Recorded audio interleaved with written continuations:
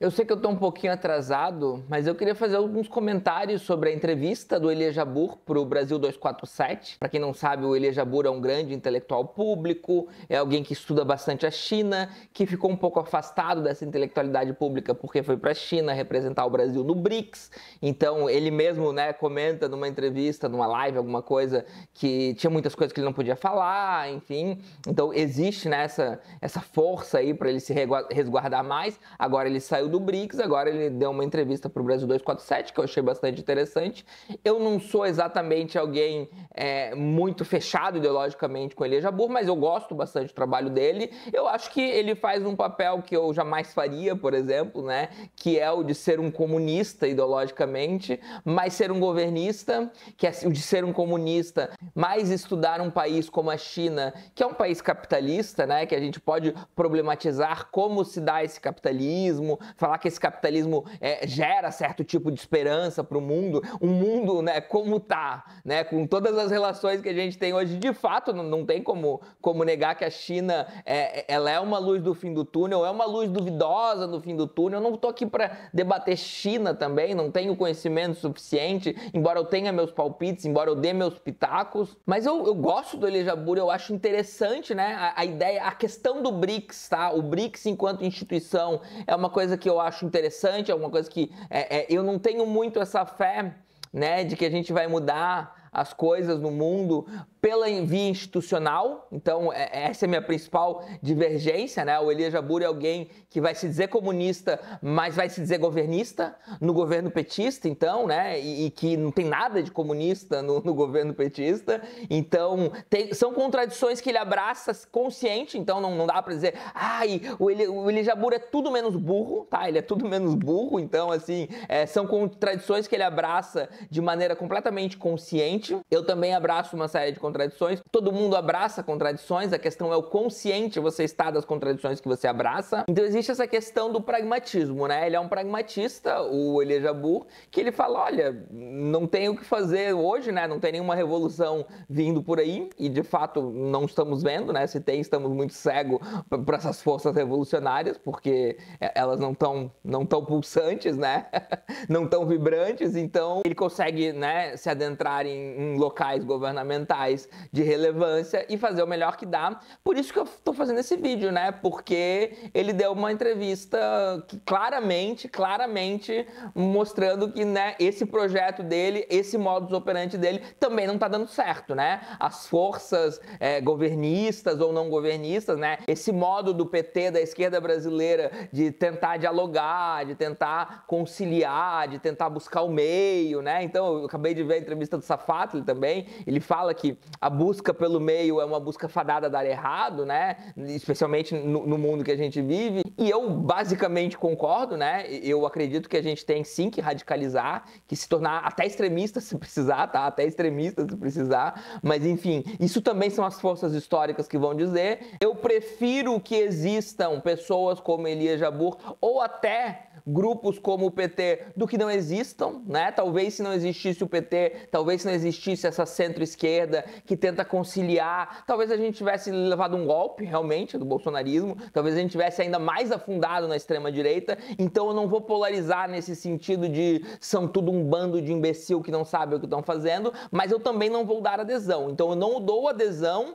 a esse ideal de eu sou governista, por exemplo, do Elia Jabbour, sabe? Você que está chegando agora no canal, eu sou o professor Daniel Cidade, bacharel e licenciado em filosofia, mestre e doutor em filosofia política e ética. Eu queria convidar você a se inscrever no canal, deixar aquele like maroto e ativar o sininho. Quem se tornar membro do canal ou contribuir no Apoia-se, pode me mandar um e-mail, porque a gente tem um grupo de apoiadores do canal no WhatsApp. Aproveito para agradecer quem já está contribuindo e convidar vocês a me seguirem no Instagram e no TikTok. E essa entrevista mostra as dificuldades disso. Pode parecer contraditório ele ser um comunista e ser governista, e de fato mas ele compra a ideia e o discurso de que não tem mais nada a ser feito que possa realmente ser relevante. Então, olha onde ele chegou, Ele chegou a representar o Brasil no BRICS, que é uma união anti-imperialista, de países, inclusive, capitalistas, China, Rússia, Índia, África do Sul, mas ainda assim é uma união que tenta combater esse imperialismo estadunidense e europeu.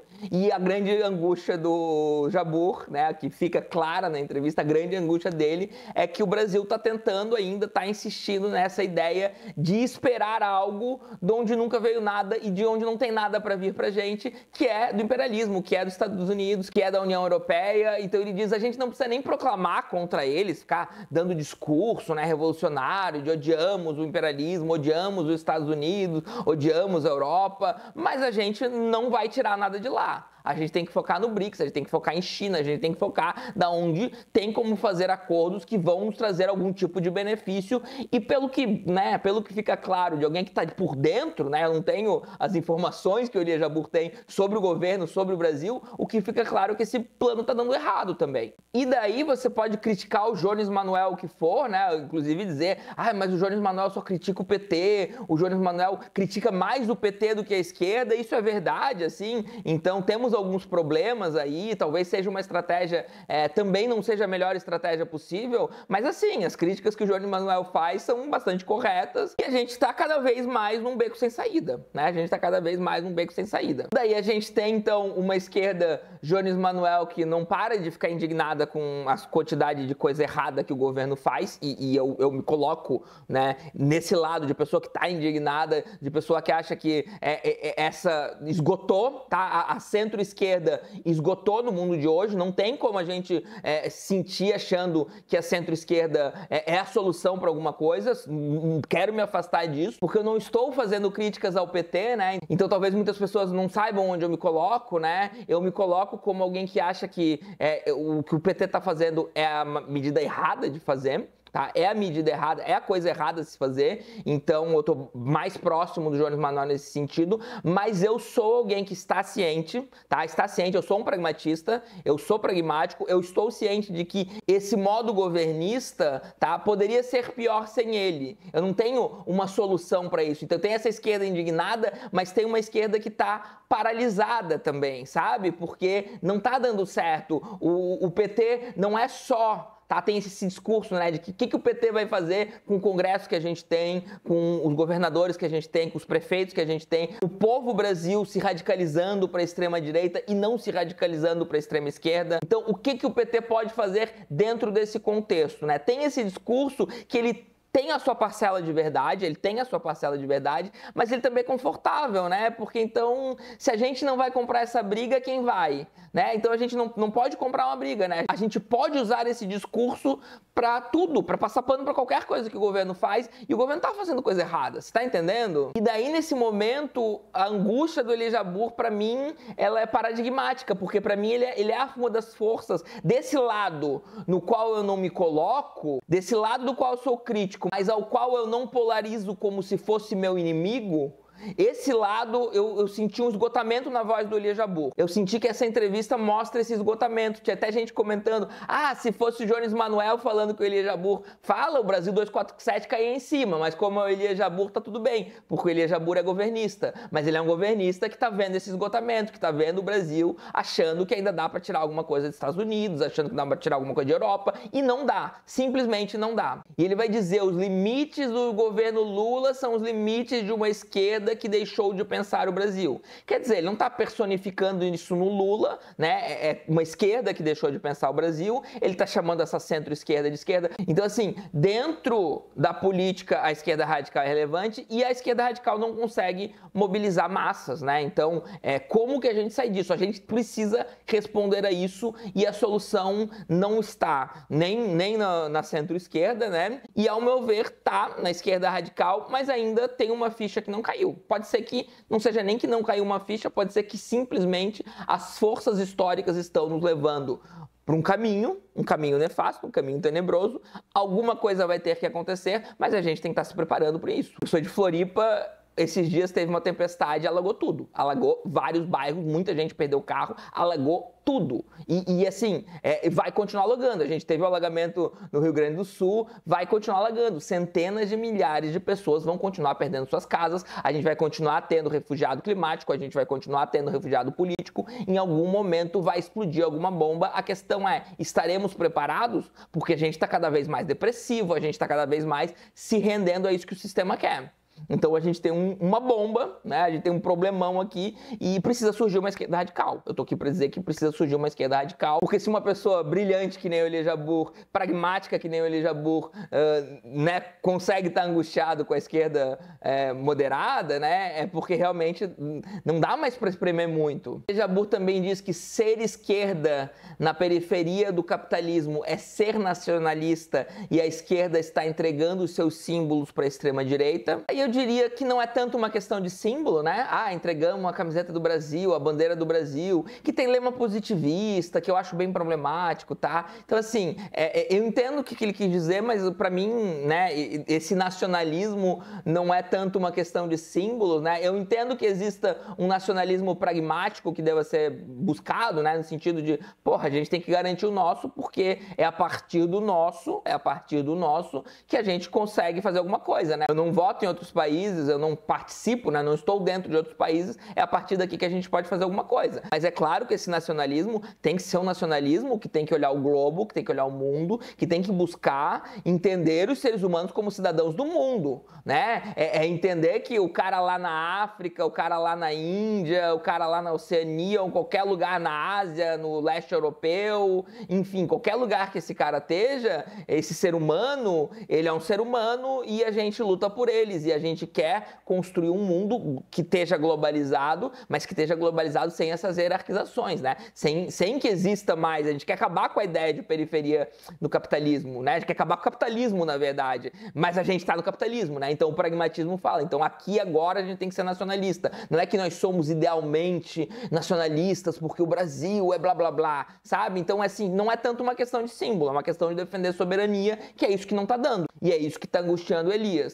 Então, eu concordo, né, que nesse momento o nosso lugar no mundo é o sul global. Eu concordo que o BRICS, tentando converter poder econômico em maior influência geopolítica, a China, né, produzindo a tecnologia que ela produz. É muito importante que a gente pense em desenvolvimento econômico, tentando, né, visando buscar importar tecnologia, produzir tecnologia. Eu entendo esse lado do Elia Jabbour, mas a gente vai ter que ter mais sangue nos olhos, sabe? Isso também passa por a gente melhorar esse discurso ideológico, que o Elias, para mim ainda, ele se mantém muito pragmático, assim, até demais, embora eu me considere um pragmático e defendo o pragmatismo nesse sentido, eu acho que ele está pragmático até demais, né? Em algum momento eu quero ver, né? Eu esperava um Lula com sangue nos olhos, depois de passar pela prisão, não vi um Lula com sangue nos olhos, não tem mais Lula do Antigo Testamento. Isso é um problema, né? Eu tô esperando agora um Elia Jabbour com sangue nos olhos também, pelo visto não, né? Ele tá angustiado aí, mas o que vai vir, né? Enfim, esse é um vídeo sobre angústias e sobre o que fazer, né? O que fazer. Nem tanto sobre o que fazer, mas como fazer, né? A gente tem que organizar a classe trabalhadora, a gente tem que importar tecnologia, a gente tem que se posicionar, a gente tem que esperar as coisas muito mais de quem se contrapõe ao imperialismo do que do imperialismo em si, né? Que não vai sair nada mesmo. E essas coisas que a gente tem que fazer, a gente não sabe como. A gente não sabe como porque, né? O país é isso. O país não é governado pelo Lula, pela Dilma, nem pelo Elia Jabbour. O país é governado por uma série de forças que tem todo um tipo de poder que está fadado ao fracasso. Está fadado ao fracasso, o capitalismo está fadado ao fracasso, e a gente não tem o que fazer a não ser mudar radicalmente. Mas a questão é como produzir essa mudança radical. A gente não tem as ferramentas para isso, a gente precisa construir e precisa discutir quais são essas ferramentas. Então é isso, pessoal, espero que tenham gostado e até mais. O vídeo já acabou. Eu tô aqui só para tentar te convencer a se tornar membro do canal, ou contribuir no Apoia-se, ou fazer uma contribuição isolada por Pix. Se cada pessoa que curte os vídeos fizer um Pix de R$1 para cada vídeo que gostou, eu já vou ter como viver plenamente do canal e falar livremente sobre tudo aquilo que eu acho que precisa ser falado. Eu meio que liguei o foda-se, sabe? Eu tenho 22 anos de filosofia e eu não tô aqui pra ficar pensando, ai, mas meu Deus, será que se eu falar isso vai ofender fulano, ciclano, beltrano e blá blá blá? Não dá, gente. Eu preciso ser radicalmente, visceralmente honesto aqui. Eu preciso de tempo para estudar, plenitude para isso e o direito, inclusive, de errar. O direito, inclusive, da gente discordar e não se odiar, porque eu acredito nisso, né? A menos que você seja fascista ou alguma coisa, eu acredito nisso e eu acredito que existe um teto secreto para isso. Se você contribuir no Apoia-se ou se tornar membro do canal, você também vai poder participar do grupo do canal que já tem pouca gente ainda, tá meio parado, mas é um grupo onde a gente vai poder trocar uma ideia, onde você pode fazer sugestão, onde eu aviso as coisas, né? Se eu for fazer uma live, mas bem em cima da hora ou alguma coisa, se eu for lançar um curso, enfim, vários projetos que eu pretendo tocar daqui pra frente, inclusive, o primeiro lugar onde eu vou avisar vai ser no grupo do canal. Então seria muito legal ter você contribuindo e participando do grupo, já tem uma galera bem legal lá e dá inclusive pra conhecer pessoas legais, tá? Porque são pessoas que também gostam do canal e quem gosta do canal é um pós-moderno muito massa, né? Vamos ser sinceros.